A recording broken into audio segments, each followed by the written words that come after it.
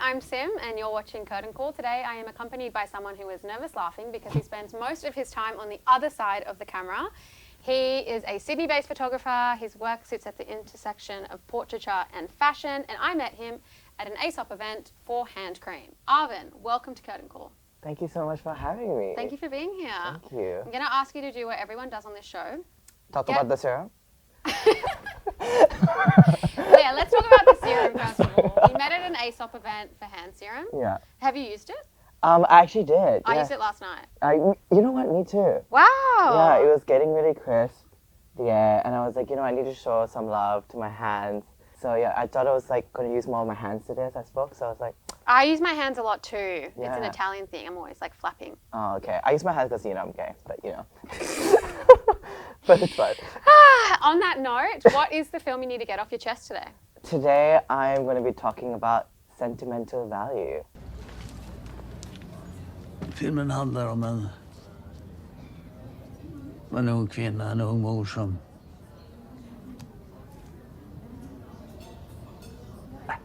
Jag vill att du ska spela huvudrollen.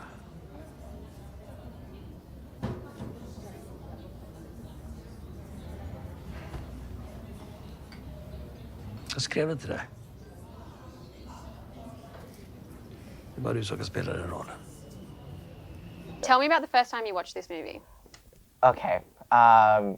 So actually, it was a funny story. I actually went on a date with a guy, and he picked this film, and I was like, "Oh, I've never heard of it. Sure, why not?"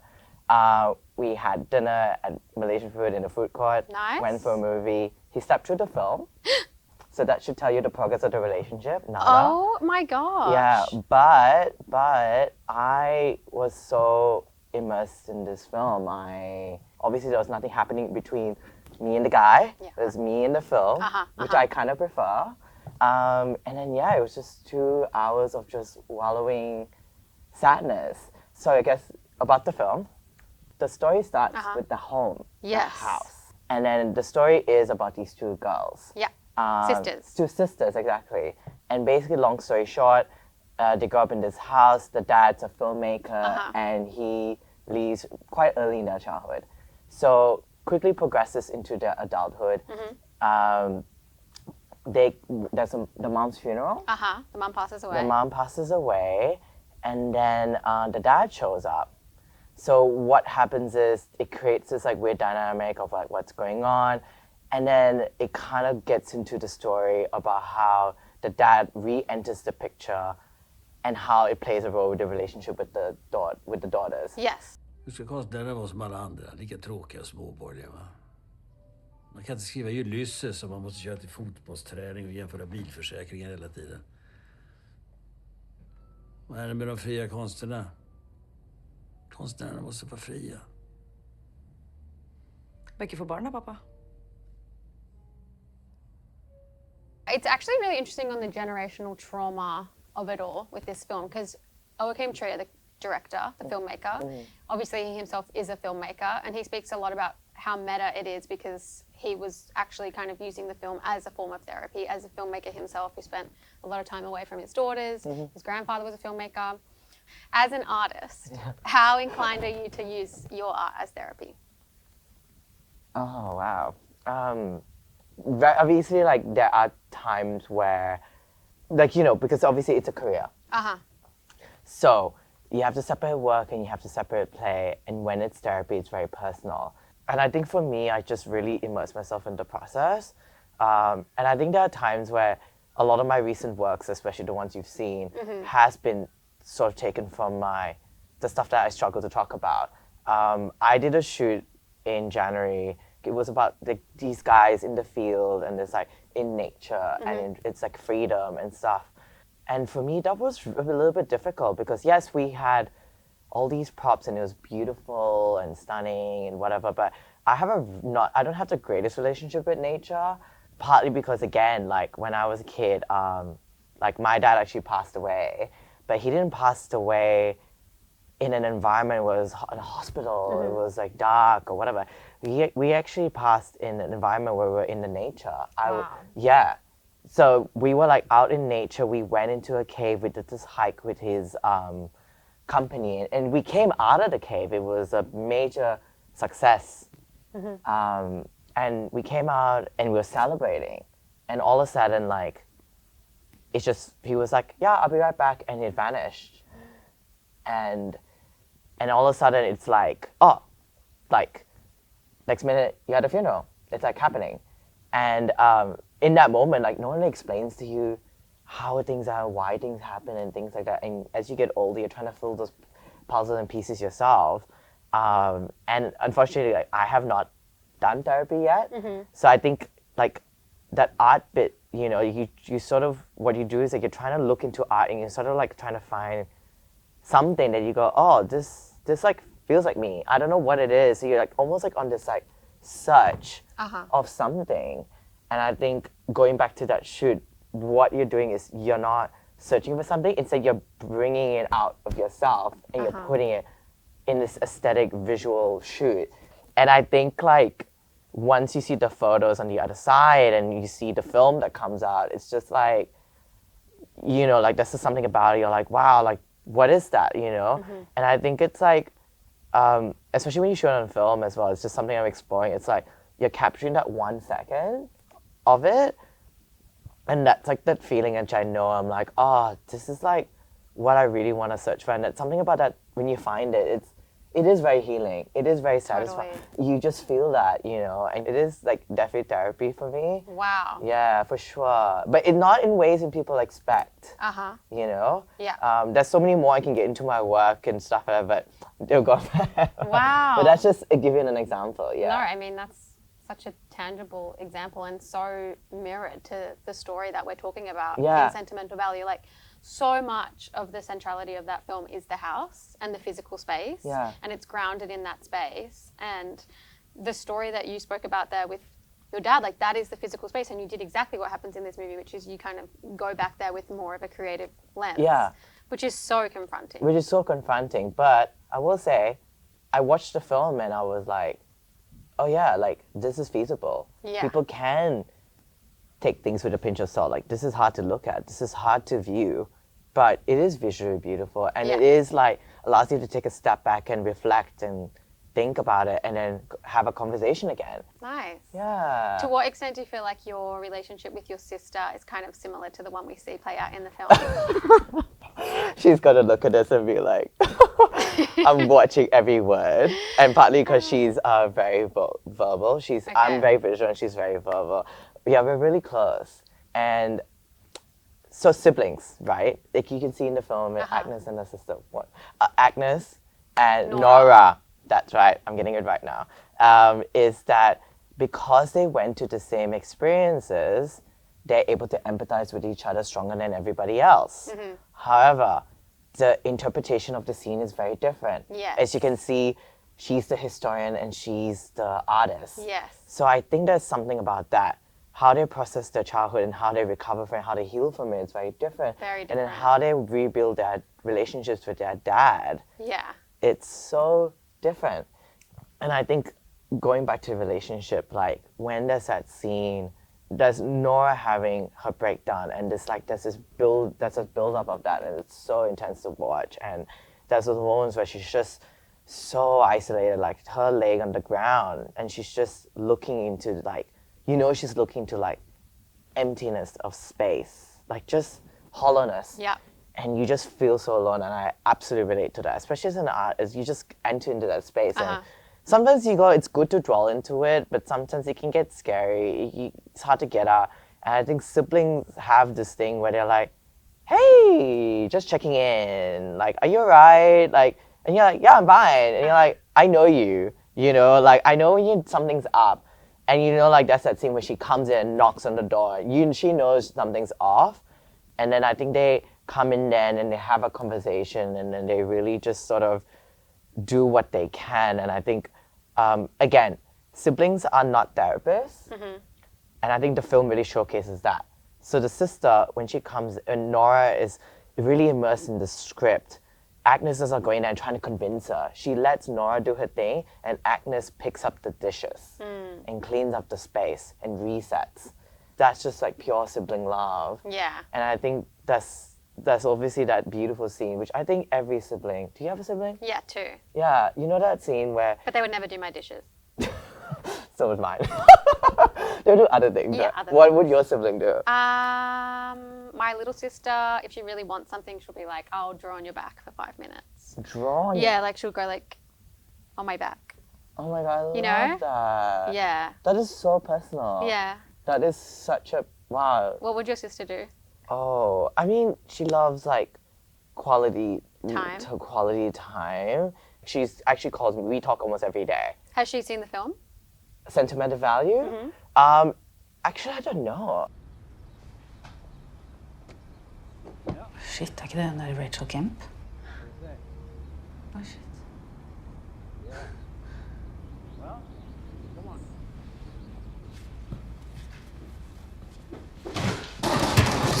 Hallo, du, Nora. Du? Something I wanted to mention as well. There was something in the scene where, which is quite confronting as well, where Agnes, she's a historian, but she goes into the archives and researches about her Grandmother. Yeah, I mean, before I say anything, I just want to know, how did you feel about that, actually? I thought it was really cool because I feel like I relate more to Agnes than Nora because I feel like she kind of processes a lot of the pain by just like diving into the research and being really practical about it. She doesn't really like sit with the feelings, whereas Nora is like very feeling and emotion led, and like she has this huge breakdown. Yeah. And I really like Agnes. I think it's cool that she kind of like goes digging for more information. Yeah. Which I feel like would be really fun. I feel like that's something I try and do with my family. Like I like learning new information. And have you found information that you didn't want to hear in that process?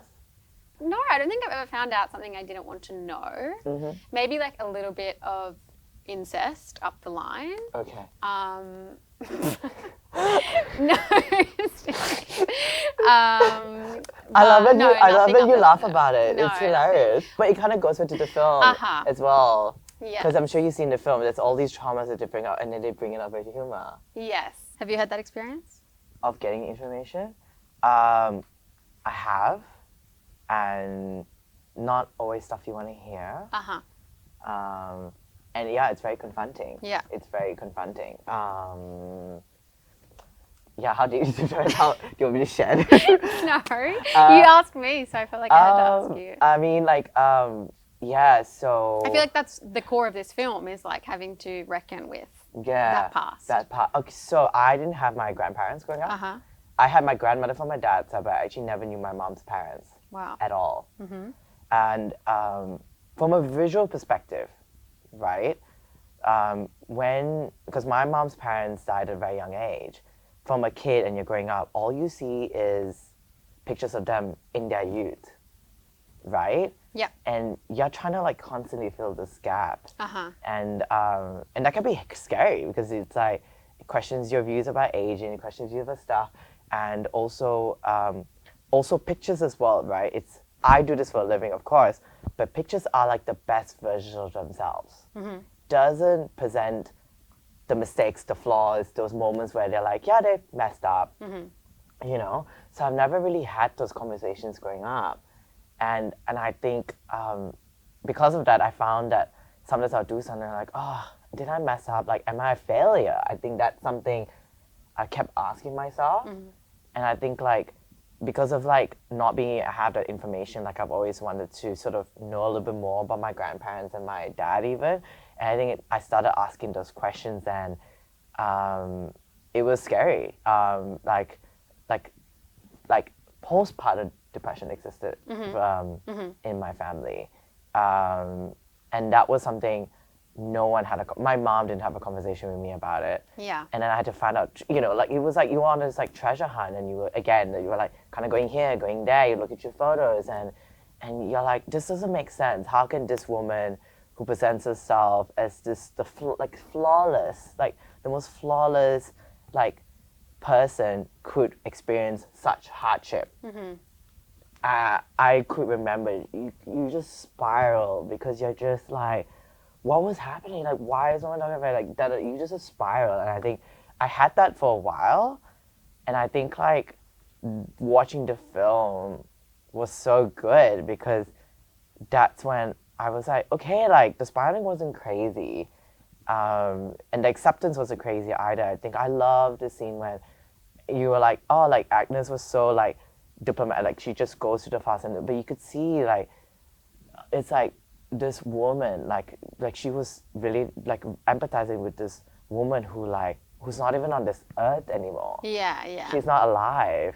And you could feel like the empathy, and she could feel she was in the pain. She was crying and tearing up, and you could just feel this love, this like sort of spiritual love for this person who she technically sort of never met. Yeah.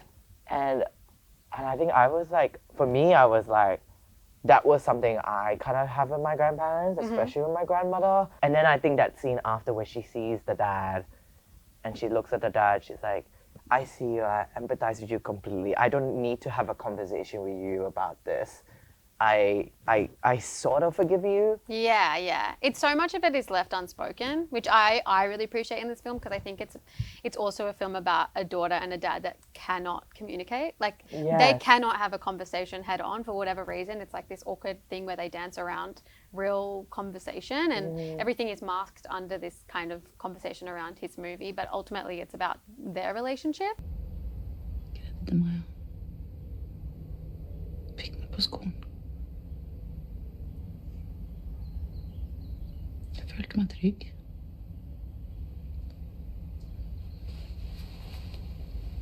I really was interested. You could see the director, like the dad, really. You could tell like he's not a verbal person, but he expresses his emotions through his art, and I think he was trying to fill this gap through that. And I think like they obviously talk about it, and like the daughters obviously feel this was like, oh, you just want to use us as a prop for your film and drop us. But I think like obviously Agnes sort of really pulls herself together. It's like, okay, this is all he knows. Like this is all he's like picked up. Like no one's really like taught him how to talk about his feelings. So I think then she sort of really builds that. I just thought that was really beautiful. Yeah, it's really beautiful. And I feel like the movie kind of evolves to something very tender towards the end. Like it has almost an inverse in the sense that it starts off very angry. I feel like you meet Nora and she's just angry and you don't really know why. Yeah. And then it kind of peels back the layers and it ends on such a tender moment, and that needle drop at the end is like perfect. It is perfect. Like, oh my God, like when I watched it the first time in the cinema too, I was like, oh my God, what is happening? Like. And did you wake the guy up? Did you wake him up at the end, or did he kind of wake up with the music? I couldn't be. I was just so. Or you left? I was like, glued. I was just like You locked in. and I was like shaking. Wow. Yeah, I was like, oh my God, like what is she doing? Because it was like, I think like, kind of like what I love about Norwegian filmmaking.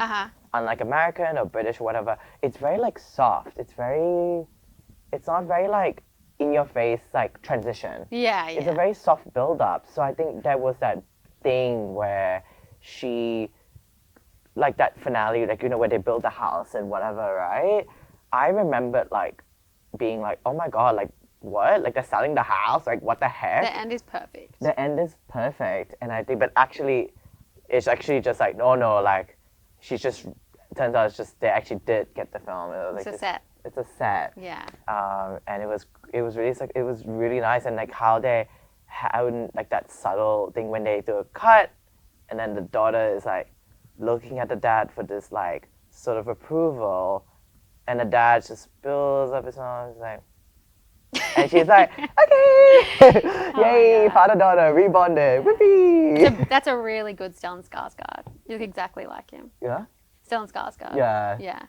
Do you like him or his son more? Which Skarsgård is your favorite? I mean, Stellan Skarsgård is a great actor, and his son is actually a really great actor too. But who would I go on a date with? I mean, obviously the son for sure. I mean, he's a hottie, and I haven't watched Pillen yet. I'm dying. Oh, okay. We need to talk about Pillion after this. What? I haven't watched it yet. Okay. Well, anyway, all of this and more your date missed out on. Sorry to your date. He missed out on a really good movie. But thank you for coming on, Curtis. I'm sure I hope he watches it. I know he's like. He might watch this, and then he's up to scratch. I know. Yeah. Thanks, Arvin. Thanks so much for having me.